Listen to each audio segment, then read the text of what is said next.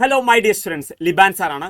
നിങ്ങളുടെ നാളത്തെ മോഡൽ എക്സാമിന് വരുന്ന 100% ഡിസ്കസ് ചെയ്യാൻ സാധ്യതയുള്ള പ്രോബ്ലം ക്വസ്റ്റ്യൻസ് ആണ് എന്ത് ചെയ്യുന്നത് നമ്മൾ ഇന്നിവിടെ പറയാൻ പോകുന്നത്.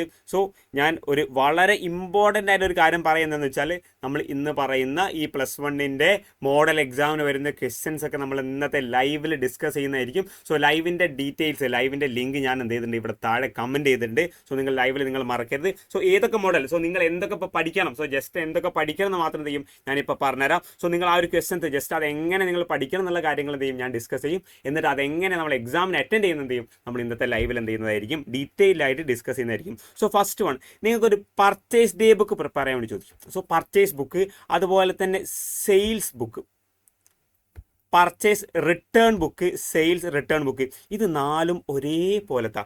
ഇതിലെ 4 എന്തെങ്കിലും ചോദിക്കും. കഴിഞ്ഞ വർഷത്തെ ഫൈനൽ എക്സാം, അതിൻ്റെ മുന്നത്തെ ഫൈനൽ എക്സാം, അതിൻ്റെയും മുന്നത്തെ ഫൈനൽ എക്സാം, ഈ 3 വർഷവും പർച്ചേസ് ബുക്ക് ചോദിച്ചിട്ടുണ്ട്. അതുകൊണ്ട് തന്നെ ഈ വർഷവും പർച്ചേസ് ബുക്ക് ചോദിക്കും. പക്ഷേ മറ്റൊരു കാര്യം എന്താ അറിയും, എപ്പോഴെങ്കിലും ഒരു ചേഞ്ച് വരണ്ടേ.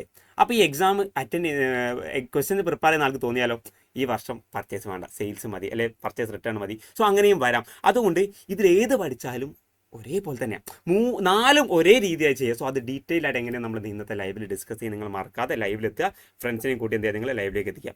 നെക്സ്റ്റ്, ഒരു അസറ്റ് പർച്ചേസ് ചെയ്യും, അതിന് ഡിപ്രിസിയേഷൻ തരും, എന്നിട്ട് മിക്കവാറും ഈ അസറ്റ് സെല് ചെയ്യുന്ന ക്വസ്റ്റ്യൻ ഉണ്ടാകും.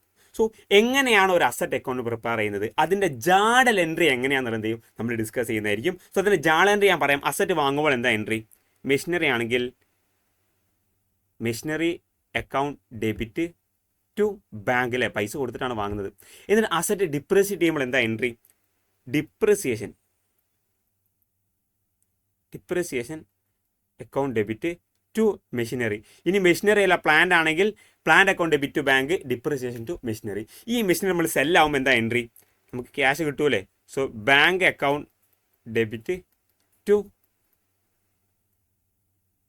മെഷീനറിയാണ്. ഇനി ഇതിൽ പ്രോഫിറ്റും ലോസും ഒക്കെ ഉണ്ടാവും. അത് ഞാൻ ഇതിന് ഇന്നത്തെ ലൈവിൽ ഡീറ്റെയിൽ ആയിട്ട് ഡിസ്കസ് ചെയ്യുന്നുണ്ട്. ക്ലിയർ അല്ലേ. സോ അപ്പോൾ ഒരു അസറ്റ് അക്കൗണ്ട് പ്രിപ്പയർ ചെയ്യുന്നത്, അതിൻ്റെ ജേർണൽ എൻട്രി മോസ്റ്റ് പ്രോബബ്ലി എക്സാമിന് ചോദിക്കും.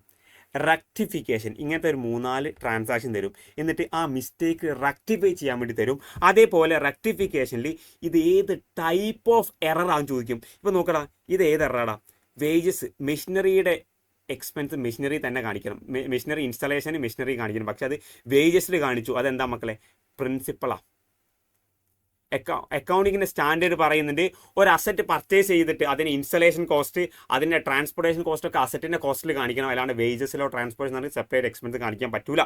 അത് റൂളാണ്. റെൻറ്റ് ഫെയ്ഡ് ഒമിറ്റഡ്, അതെന്താ ഒമിഷനാണ്, വിട്ടുപോയി, ഒമിഷനാണ്. സാലറി, അത് അയാളെ പേഴ്സണൽ അക്കൗണ്ടിലേക്ക് മാറിപ്പോയി. സോ കമ്മീഷൻ, എറർ ഓഫ് കമ്മീഷനാണ് വരുന്നത്. സോ എറേഴ്സിൻ്റെ ടൈപ്സ് ഒക്കെ നിങ്ങൾ നോക്കിയേക്കണം കേട്ടോ. ക്ലിയർ അല്ലേ. പ്രിപ്പയർ ട്രയൽ ബാലൻസ് വളരെ സിമ്പിളാണ്. ഇതിൽ ഏതൊക്കെയാണ് ഡെബിറ്റുകൾ, ഏതൊക്കെ ക്രെഡിറ്റ്. അസറ്റ്, എക്സ്പെൻസ്, ഇത് രണ്ടും ഡെബിറ്റ് സൈഡിൽ എഴുതാം. ഇൻകം, ക്യാപിറ്റൽ, ലയബിലിറ്റി, ഇത് 3 എന്താണ് ക്രെഡിറ്റ് സൈഡിൽ എഴുതാം. ഇത് അസറ്റാണ്, ഇത് അസറ്റാണ്, ലയബിലിറ്റി ആണ്, എക്സ്പെൻസ് ആണ്, എക്സ്പെൻസ് ആണ്, അസറ്റാണ്, ഇത് അസറ്റാണ്, ലയബിലിറ്റി ആണ്, ഇൻകം ആണ്, എക്സ്പെൻസ് ആണ്. കണ്ടോ, ഇങ്ങനെ ക്ലാസിഫൈ ചെയ്ത് ഡെബിറ്റ് സൈഡും ക്രെഡിറ്റ് സൈഡിലും മാറ്റി എഴുതാം. ട്രയൽ ബാലൻസിൻ്റെ പ്രിപ്പറേഷൻ. പെറ്റി ക്യാഷ് ബുക്ക്, അതേപോലെ ഡബിൾ കോളം ക്യാഷ് ബുക്ക് ചോദിക്കും. ഇതിൽ ഏതെങ്കിലും ഒന്ന് എന്തായാലും ചോദിക്കും. പെറ്റി ക്യാഷ് ബുക്ക് അല്ലെങ്കിൽ ഡബിൾ കോളം ക്യാഷ് ബുക്ക് എന്തെങ്കിലും ചോദിക്കും. BRസിൻ്റെ ക്വസ്റ്റ്യൻ ചോദിക്കും, BRs ചോദിക്കും. അതുപോലെ തന്നെ ഇത് BRs അല്ല, ഇത് ഡബിൾ കോളം ക്യാഷ് ബുക്ക്, ഇതിൽ ഏതെങ്കിലും ചോദിക്കും. നെക്സ്റ്റ് അടുത്ത എന്താണ്, BRs ക്വസ്റ്റ്യൻ ചോദിക്കും. BRസിൻ്റെ ഡിഫറെൻറ്റ് മെത്തേഡ്സിൽ ചോദിക്കും. സോ ഏത് മെത്തേഡ് വന്നാലും നിങ്ങൾ അറ്റൻഡ് ചെയ്യണം, അറ്റൻഡ് ചെയ്യാൻ വേണ്ടി പറ്റണം. പിന്നെ ഈ BRസിൻ്റെ cost of difference theoretically, cost of difference എന്ത് ചെയ്യും, തിയറിറ്റിക്കലി ചോദിക്കും. ക്ലിയർ അല്ലേ.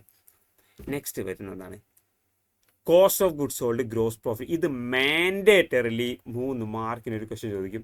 3 മാർക്ക്, ചിലപ്പോൾ 4 മാർക്ക്, ചിലപ്പോൾ 5 മാർക്ക്, ചിലപ്പോൾ 6 മാർക്കിന് SI ക്വസ്റ്റ്യൻ ആയിട്ട് വരുന്നതും ഈ ഒരു ക്വസ്റ്റ്യൻ നമുക്ക് എക്സ്പെക്ട് ചെയ്യാം. അപ്പം കോസ്റ്റ് ഓഫ് ഗുഡ്സ് സോൾഡ് കാണുന്നതും അതിൻ്റെ ഇക്വേഷൻ അടക്കം നമ്മൾ എന്ത് ചെയ്യുന്നുണ്ട്, വളരെ ഡീറ്റെയിൽഡ് ആയിട്ട് ഇന്നത്തെ ലൈവിൽ ഡിസ്കസ് ചെയ്യുന്നുണ്ട്. മറക്കാതെ നിങ്ങൾ ലൈവിലേക്ക് വരണം കേട്ടോ. ട്രയൽ ബാലൻസ് തന്നിട്ടുണ്ട്. ഈ ട്രയൽ ബാലൻസും അതുപോലെ തന്നെ 4 അഡ്ജസ്റ്റ്മെൻറ്റ് തന്നിട്ടുണ്ട്. ഈ അഡ്ജസ്റ്റ്മെൻറ്റ് യൂസ് ചെയ്തിട്ട് ട്രേഡിംഗ് അക്കൗണ്ടും P&L അക്കൗണ്ടും, അപ്പോൾ ബാലൻസ് ഷീറ്റ് ഇല്ല. കഴിഞ്ഞ 3 വർഷമായിട്ട് ബാലൻസ് ഷീറ്റിൻ്റെ ക്വസ്റ്റ്യൻ ചോദിക്കാറില്ല, ട്രേഡിങ്ങും P&L മാത്രമാണ് ചോദിക്കുന്നത് കേട്ടോ. അപ്പോൾ ട്രേഡിംഗ് അക്കൗണ്ടും P&L അക്കൗണ്ട് പ്രിപ്പയർ ചെയ്യാനുള്ള ഒരു ക്വസ്റ്റ്യൻ ചോദിക്കും. ക്ലിയർ അല്ലേ. സോ ഇതാണ് നിങ്ങൾക്ക് ഫൈനലി വരാൻ സാധ്യതയുള്ള പ്രോബ്ലം ബേസ് ചെയ്തുള്ള ക്വസ്റ്റ്യൻ. ഈ ക്വസ്റ്റ്യൻ ഒക്കെ നമ്മൾ ഇന്ന് ലൈവിൽ ഡിസ്കസ് ചെയ്യുന്നതിന് നിങ്ങൾ മറക്കാതെ നിങ്ങൾ ലൈവിലെത്തുക. അപ്പം ഈ ഒരു ക്വസ്റ്റ്യൻ ഇപ്പോൾ നിങ്ങൾ പ്രാക്ടീസ് ചെയ്യാം. ഇപ്പോൾ നിങ്ങൾ ഇത് പഠിച്ചു നോക്കുക. ലൈവിലെത്തുന്നതിന് മുന്നേ തന്നെ എന്ത് ചെയ്യുക, നിങ്ങൾ സെറ്റായിട്ട് പ്രാക്ടീസ് ചെയ്തിട്ട് എന്ത് ചെയ്യുക, സെറ്റായി നിൽക്കാം. സെറ്റല്ലേ മക്കളെ? All the best. ബൈ.